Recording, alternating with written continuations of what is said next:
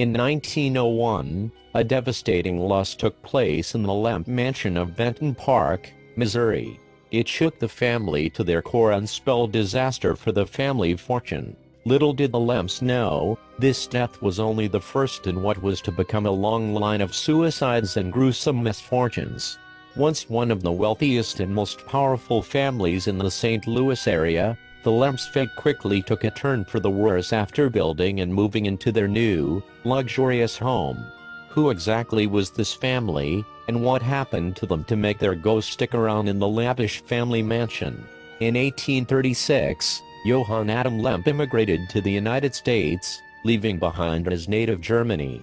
He soon started brewing beer from his basement.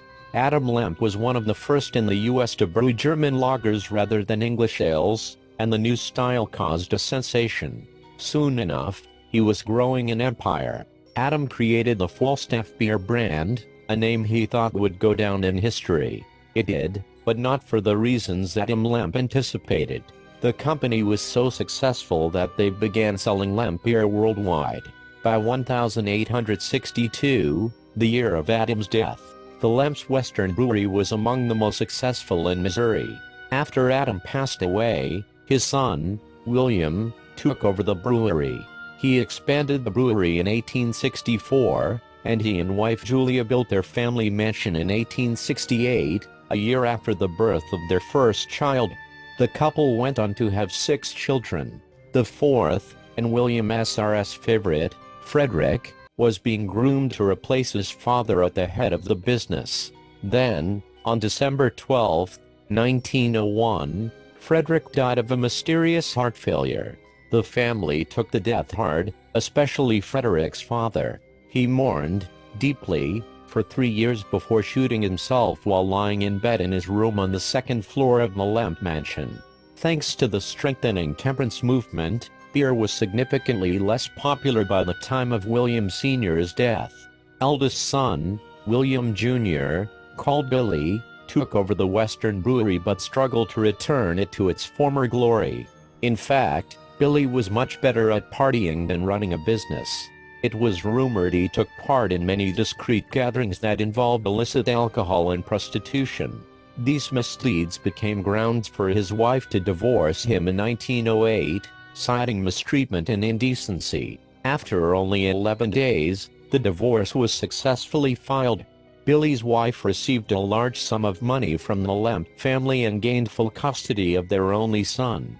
10 years later, the Western Brewery closed, without giving any notice to workers. Despite creating a non-alcoholic beer, the company simply couldn't sustain itself through the oncoming prohibition. This proved to be more than Billy could handle. Approximately 4 years later, on September 29, 1922, Billy became the second Lemp to die from suicide within Lemp mansion walls. 2 years before, another Lemp child had succumbed as well, although not in the family home. As a young woman, Elsa Lemp married the president of a prominent metal-producing company in 1910. The marriage ended in divorce in 1918. Apparently the couple reconciled, remarrying in 1920. But less than a month after their remarriage, Elsa shot herself in her bed. Charles Lemp, the third son of William Sr., moved into the Lemp mansion in 1929, 7 years after his brother's suicide. Although Charles was unmarried and known for his penchant for solitude, a married couple moved in with him, along with Charles' dog and 2 servants. In May 1949, Charles first shot his dog and then himself, leaving behind a note which read, "In case I am found dead, blame it on no one but me." He had left instructions for his body with a St. Louis funeral home 8 years earlier.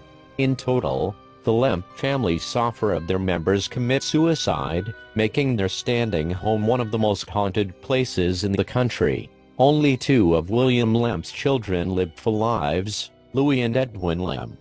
Louis died of natural causes in 1931. Edwin lived to be 90, passing away in 1970. His final dying request was for his caretaker to destroy every family heirloom, and the family's art collection. Supposedly, it is not only the four who committed suicide that haunt the rooms of the Lemp mansion. There is also a story of a monkey-faced boy who can be seen around the attic. Supposedly, either William Sr. or Jr. had an illegitimate child who suffered from Down syndrome and passed away young after spending his life hidden in the attic. There is no confirmation for this story, and a living Lemp relative, Andrew Lemp Paulson, vehemently denies the charge. However, many visitors have reported encounters with the boy, as well as a number of other spirits, closely tied to the Lemp mansion. The Lemp family home currently functions as a restaurant and inn owned by the Pointer family. The house was falling to shambles when Richard Pointer bought it in 1975. It was during the home's extensive renovations that reports of strange occurrences began to surface. Multiple people have reported experiencing an exceptionally intense feeling of being watched, but when they tried to find the source, they are alone. Once Pointer's son was sleeping alone in the home with his dog when he heard a loud bang just outside his bedroom door. He searched the entire house, but found nothing. One night while closing, 2 keys were played on the piano. The employees responsible for closing for the night searched the home but came up empty-handed.